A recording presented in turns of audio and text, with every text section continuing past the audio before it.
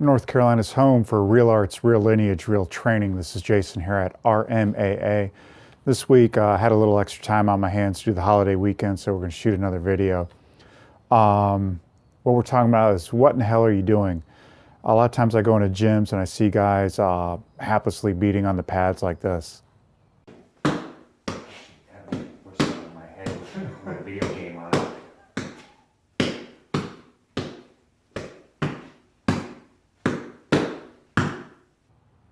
Now, when I see somebody doing that, I ask them, what are they doing?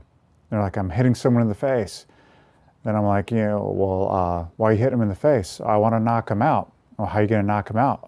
By punching them in the face.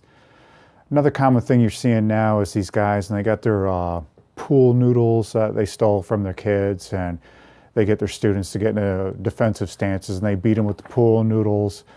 And then they put the focus mitts on and they're slapping the hell out of the guy. The trainer's doing the work and the trainee's not doing anything, like in this clip here.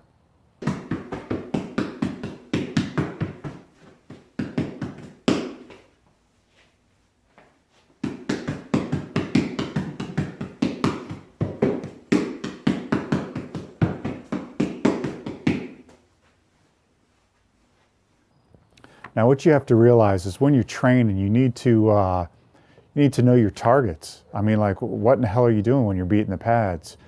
What I mean is, anytime you touch a pad, you need to think, what are you touching? Am I touching the tip of a guy's chin? Am I touching the corner of his jaw? Perhaps you're training for a street fight, and you're thinking, someone's eye. But anytime you're doing pad work, you have to have the intent of causing damage. Now, if you don't know where to hit to cause damage, pick up like an anatomy book or start looking at that. Review fighters that are known as knockout artists. Take somebody like Robbie Lawler. Guy's been knocking people out. He's been doing the same thing forever. Just watch his fights. He's always hitting somebody in the same spots because he knows it'll knock him out. He's not wasting time just like, trying to punch someone in the cheek. No, he's trying to knock him out. Look at Boss Rutan. It's been around back like 23 years ago in Pancrase. He was using open hand palm slaps to the liver to take people out. He was using this repeatedly. You would think that people would have learned from watching him knock people out. Does anybody use it today? No. What is it, some lost form of magic or something? No, people just don't know what they're doing. Think about it this way. Go into a gym. God, you're always going to hear somebody bring up the Thai round kick to the sciatic nerve, and that's going to finish the fight. It's going to knock the guy out. UFC's been around since like 1993 or so. How many people have been knocked out with a kick to the sciatic nerve?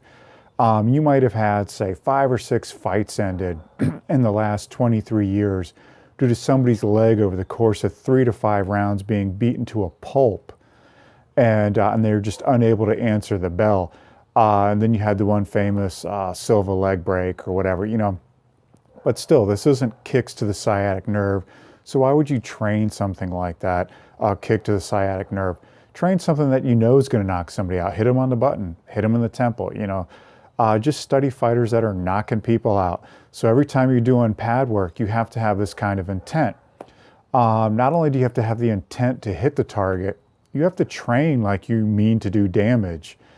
You can't just be out there willy-nilly beating the pads like cardio, because the only thing you're going to beat is a donut. So you have to think of somebody like Raymond Deckers or Buakaw, a famous Thai fighter. Watch these guys hit the pads. I'm going to put links to them training, doing pad work down below, and watch them hit the pads. Every shot they throw, it's with the intent to knock somebody out or to kill them. That's how you have to train. With that kind of ferocity, and with knowing your targets. Every shot you throw has to count, has to have the intent to knock somebody out, and it has to be placed in an area that can actually knock someone out. Otherwise, you're just doing cardio. Now, for the guys that are into you're into combat sports or something, you got to pay special attention to this. Don't be doing this pansy ass pool noodle crap. Don't have your trainer doing all the work, slapping the ends of your fists like you're actually throwing combinations or something. No, you need to go to town and train like what I'm telling you. Also, you have to realize that that kind of training, it's really not going to set you up for the ring. You have to get your feet wet. Look at the Thai fighters over in Thailand. They never spar. What they do is at the end of every month, they fight. Now, if you're a title contender or, you know, you're older or something, you kind of slow down over there. But I mean, all the young guys, they don't spar during the month. They just fight at the end of every month. And hopefully, you know, they win and bring money back to the camp. This is what's going to prepare you for the emotional and psychological dump. Beating the pads won't prepare you for that. Definitely pool noodles aren't going to prepare you for that. So if you're serious about combat sports or something, you're actually going to have to get in there and get your feet dirty.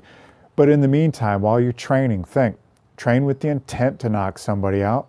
And every time you touch a pad, anytime, and every shot and every combination, no matter if you're like your 5th round into training and you're exhausted, every shot must be thrown with the intent to hit a very specific target.